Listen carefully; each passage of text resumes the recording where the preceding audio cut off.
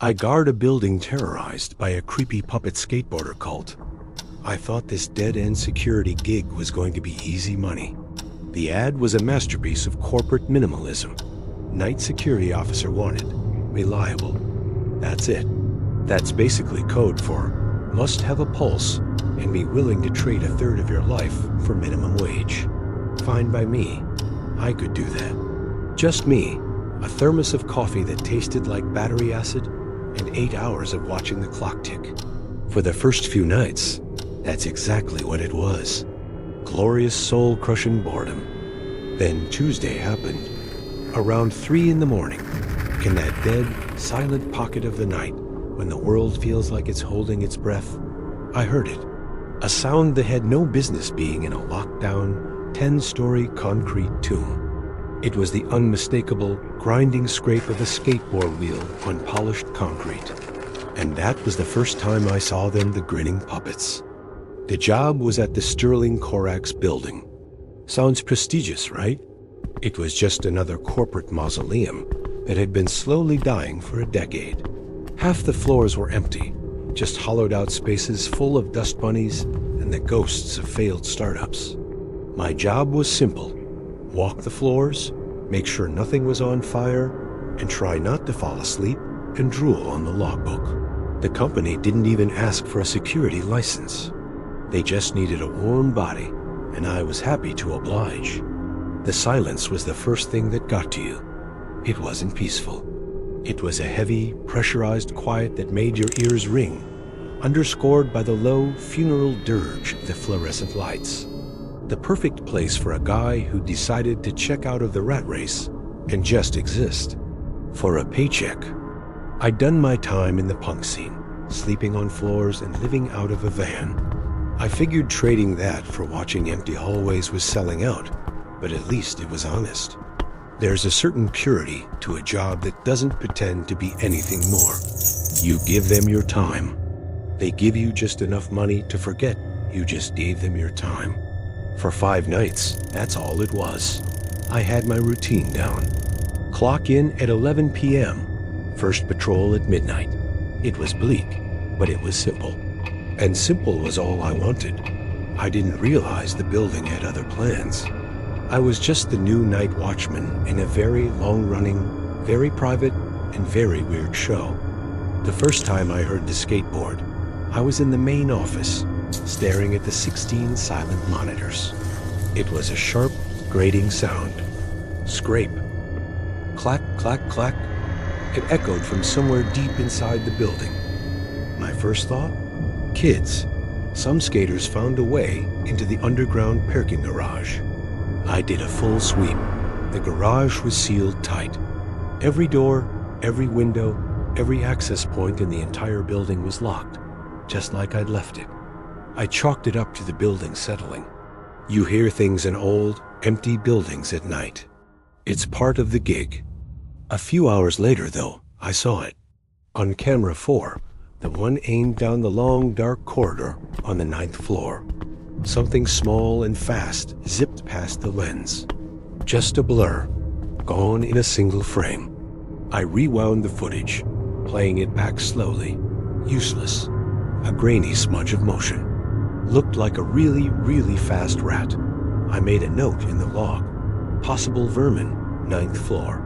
Management would ignore it, but hey, I did my part. The next night, things got weirder. On patrol, I found tiny, parallel tracks in the thick dust of the sealed-off office, like they'd been made by miniature wheels. They led straight to an air vent. A cold feeling started to creep in. That wasn't a rat. Later, waiting for the ancient service elevator, I heard a high-pitched, teeny giggle. It sounded like it was coming from inside the elevator shaft. Was I losing my mind? Sleep deprivation, bad coffee, the oppressive silence. It was the perfect cocktail for a full-blown breakdown. I tried to explain it all away, but I was running out of explanations. The whole charade of normalcy ended on Friday. I was walking the 5th floor when I saw one. It was standing perfectly still in the middle of the hallway, about 20 feet away. A marionette, maybe 2 feet tall, with a crudely carved wooden body. Its face was painted with a wide, fixed, manic grin and two huge glassy eyes that reflected my flashlight beam with a little too much intensity. It was wearing a tiny hoodie, and its feet were bolted to a miniature beat-up skateboard. We just stood there for a second. The silence was absolute. Then, with a sudden, jerky movement that was completely unnatural, it pushed off with one wooden foot and skated away, vanishing into the shadows. The only sound was the faint clatter-clatter of its tiny wheels. After that, I saw them everywhere. They weren't hiding anymore. I'd see a small group of them perched on top of filing cabinets, their heads turning in unison to watch me pass. I saw one doing a kickflip off a water fountain. They moved in silent, synchronized packs, their painted grins identical and deeply unsettling. They never approached me. They just watched. It was a war of nerves, and I was definitely losing. The true purpose of this twisted puppet show became clear a week in. I came back to my desk to find a small, rolled-up piece of parchment on my keyboard, tied with twine. The text was in a bizarre, Gothic font. It was a formal notice. It looked like an eviction letter, but the language was insane, speaking of breaches in metaphysical tendency and failure to meet spiritual obligations. It claimed I had defaulted on my soul equity and that my soul was now collateral in arrears. It was a repossession notice for my soul. At the bottom, where a signature should be, was a crude stamped drawing of a grinning puppet face. This wasn't a prank. The puppet skateboarder cult wasn't just here to be creepy. They were the repo men. It all came to a head on what we my last night.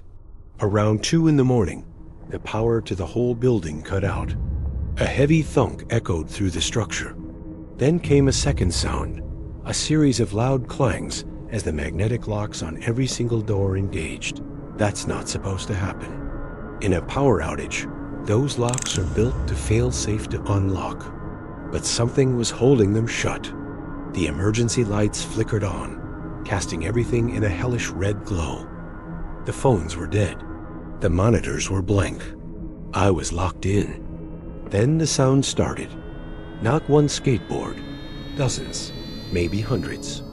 A cacophony of grinding wheels and clattering wood, coming from everywhere at once. The floors above, the garage below, the air vents. The sound grew into a rising tide of scraping chaos. They were coming. I made my stand in the cavernous main lobby. My flashlight beam cut a nervous path through the red-tinged dark. They poured in from every doorway. An army of grinning, 2-foot-tall puppets on skateboards, forming a circle around me. They didn't rush. They just skated in a slow, tightening circle, their wheels on the marble creating a sound like 1,000 tiny skeletons tap dancing. One of them rolled to the front, holding another scroll. This one had a single word stamped in red ink. Final. Something inside me snapped. I wasn't scared anymore. I was furious.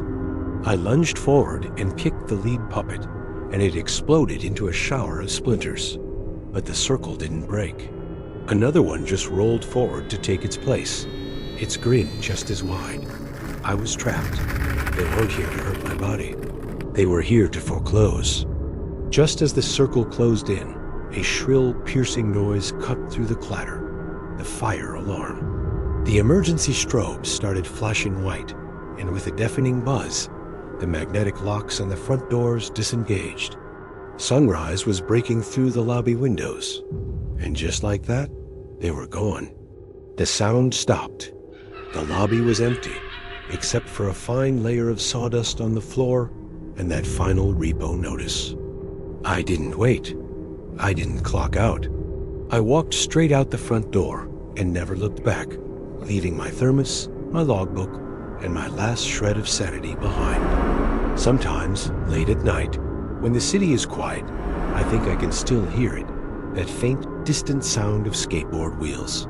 They have my file. They know where I am. A debt is a debt, after all. What would you do? Hand over your soul for a paycheck? In this economy, Most of us already have.